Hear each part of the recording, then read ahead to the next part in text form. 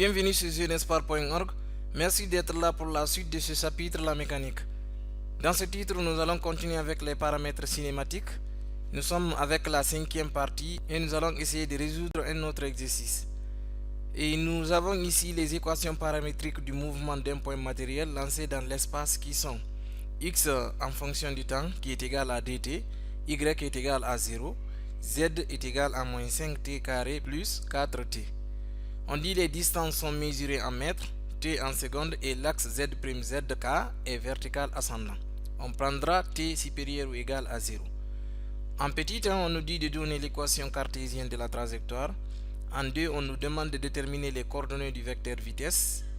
Et petit 3, on nous dit d'en déduire le vecteur vitesse du point matériel. Petit a, lorsque ce point passe par le sommet de la trajectoire.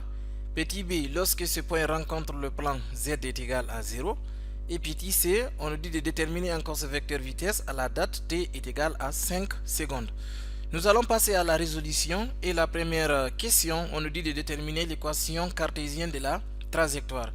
Vous savez, pour déterminer l'équation de la trajectoire, il faut éliminer t entre les équations x, y et z. Ici, nous n'avons que x en fonction du temps et z en fonction du temps. Donc, il faut exprimer z en fonction de x. Donc, à partir de la première équation, nous avons x est égal à dt. C'est ce qui implique que t est égal à x sur 2. Nous allons remplacer cette expression de t en fonction de x dans l'équation z. Nous savons que z est égal à moins 5t au carré plus 4t. Et en remplaçant x par son expression, nous aurons z est égal à moins 5 multiplié par t qui est x demi. Et on voit que t est élevé au carré, donc x demi au carré plus 4 et en facteur de x demi. Et là nous aurons z qui est égal, nous avons moins 5, la fraction au carré, le numérateur sera au carré, sur le dénominateur aussi au carré, et d au carré est égal à 4 plus, ici nous aurons 4x sur 2, implique donc z est égal, c'est moins 5 quart de x au carré, voilà, c'est ce qui est là, cette expression. Et ici, 4 divisé par 2 est égal à 2, donc plus 2x. Ainsi, on obtient l'équation de la trajectoire. Et comme vous voyez, l'équation de la trajectoire est sous la forme ax au carré plus bx plus c. Donc, cela veut dire que la trajectoire est une parabole. C'était la première question. Nous allons continuer maintenant avec la deuxième question qui nous demande de déterminer les coordonnées du vecteur vitesse. Et vous savez, les coordonnées du vecteur vitesse sont Vx, Vy et Vz. Si le mobile ou le point matériel est lancé dans l'espace. Et Vx est égal à la dérivée de l'abscisse x par rapport au temps. Et vous savez, or, x est égal à 2t. Implique donc que la vitesse sur l'axe des abscisses est égale à la dérivée de l'abscisse qui est dt, donc x, par rapport au temps. Et la dérivée de dt est égale à 2, la dérivée de t est égale à 1. Implique donc que Vx, voilà, la vitesse sur l'axe des abscisses est égale à 2 mètres par seconde. Ça, c'est l'abscisse du vecteur vitesse. Ensuite, nous allons essayer de déterminer Vy. Vy est égal à la dérivée de y par rapport au temps. Or, y est égal à 0, implique donc que Vy aussi est égal à 0. Et enfin, nous avons Vz. Vz est égal à la dérivée de z, la cote, par rapport au temps. Or, z est égal à moins 5t au carré plus 4t implique que Vz est égal à la dérivée de cette cote qui est moins 5t au carré plus 4t par rapport au temps. Voilà. Et la dérivée de moins 5t au carré, quand l'exposant 2 multiplie moins 5, nous aurons moins 10. Et ici, on a t. La dérivée de 4t est égale à 4 par rapport au temps 1.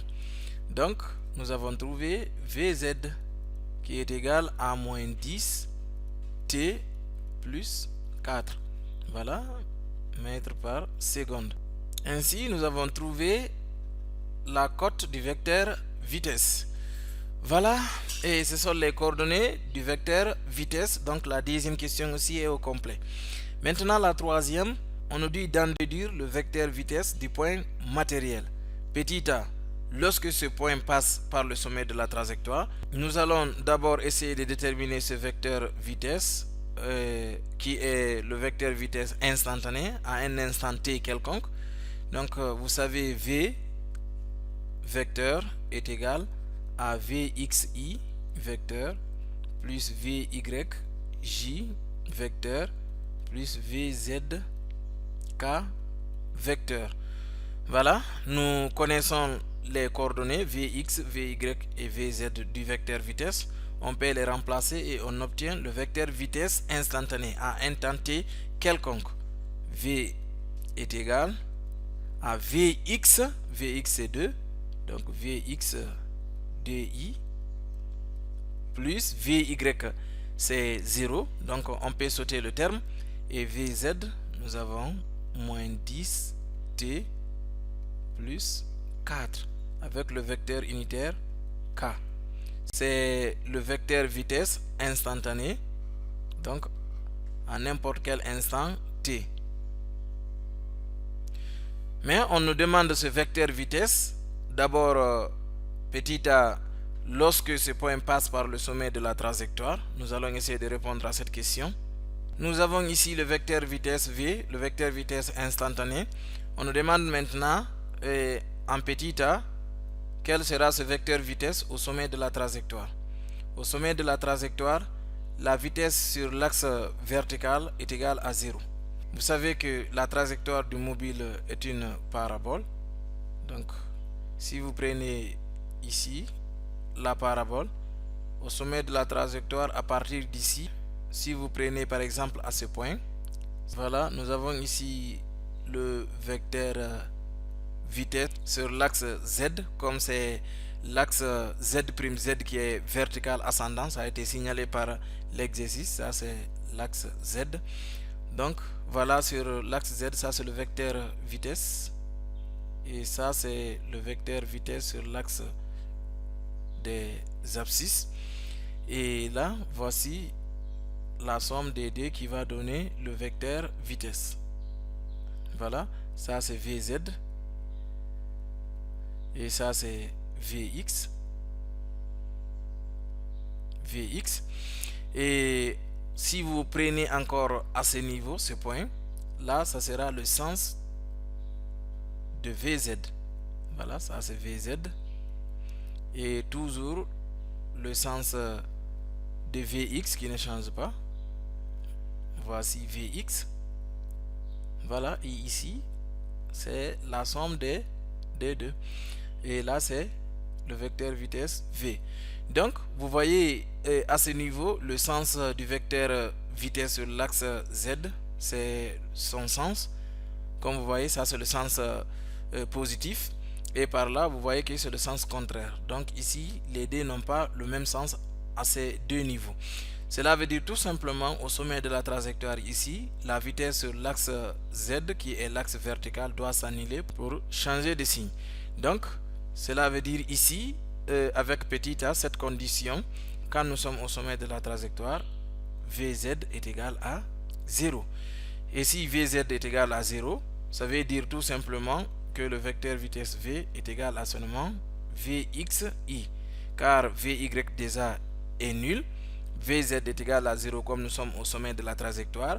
v vecteur se réduit à vx i, ce qui implique donc que le vecteur vitesse v est égal à di, qui est le vecteur vitesse sur l'axe des abscisses.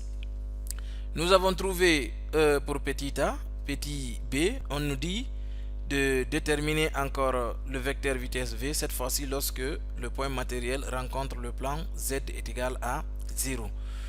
Voilà, ça c'est un vecteur vitesse du point matériel à n'importe quel instant t. Nous allons déterminer la date à laquelle le mobile se trouve sur le plan z est égal à 0. Si nous avons cette date, on peut remplacer cette date ici pour obtenir le vecteur vitesse lorsque le point matériel rencontre le plan z est égal à 0. Donc si z est égal à 0, c'est moins 5t carré plus 4t, c'est ce qui est z, est égal à 0. On peut mettre t en évidence, donc t facteur de moins 5t pour avoir moins 5t carré plus 4 est égal à 0. Nous avons ici un produit de deux facteurs qui est égal à 0. L'un des facteurs au moins est égal à 0. Donc t est égal à 0. Ou c'est le second facteur, moins 5t plus 4 qui est égal à 0. Donc nous avons deux dates. Voilà. Et ces deux dates sont t est égal à 0, trouvé à partir de là. Et ici aussi, si on tire l'expression de t, nous aurons t est égal à 4 cinquièmes. Nous avons les deux moments. Et ce sont des deux moments pendant lesquels z est égal à 0. On remplace ces dates-là dans le vecteur vitesse pour obtenir le vecteur vitesse au moment où le point matériel lancé rencontre le plan z est égal à 0. Donc si t est égal à 0, nous avons v0 vecteur qui est égal, on remplace t par sa valeur dans l'expression de v, c'est di vecteur plus, là nous avons moins 10 multiplié par 0 plus 4 fois le vecteur unitaire k, implique donc que v0 vecteur est égal, là nous avons di vecteur, nous avons moins 10 multiplié par 0 c'est 0, il va rester 4k, donc plus 4k. Ainsi nous avons trouvé d'abord un vecteur vitesse et lorsque le point matériel lancé rencontre le plan z est égal à 0. Ensuite nous avons si t est égal à, la deuxième date c'est 4 cinquièmes, implique que le vecteur vitesse v est égal, on remplace t par sa valeur dans cette expression du vecteur vitesse, nous avons di vecteur plus un facteur de moins 10 qui est multiplié par le temps t, et le temps t est égal à 4 cinquièmes, voilà, multiplié par 4 cinquièmes, et ensuite on a plus 4, voilà, fois le vecteur unitaire k, c'est ce qui est égal, ici 10 fois 4 c'est 40, 40 divisé par 5 est égal à 8, donc nous aurons di plus un facteur de moins 8 plus 4 fois le vecteur unitaire k. Voilà, maintenant nous pouvons trouver l'expression finale de v lorsque t est égal à 4 cinquièmes. V est égal à di vecteur, et là moins 8 plus 4 c'est moins 4 fois le vecteur unitaire k. Ainsi nous avons obtenu les deux vecteurs vitesse lorsque le point matériel lancé rencontre le plan z est égal à 0. Pour terminer avec cet exercice, nous avons petit c où on nous demande de déterminer, voilà, petit c, on nous demande de déterminer toujours le vecteur vitesse à la date t est égal à 5 secondes, lorsque t est égal à 5 secondes.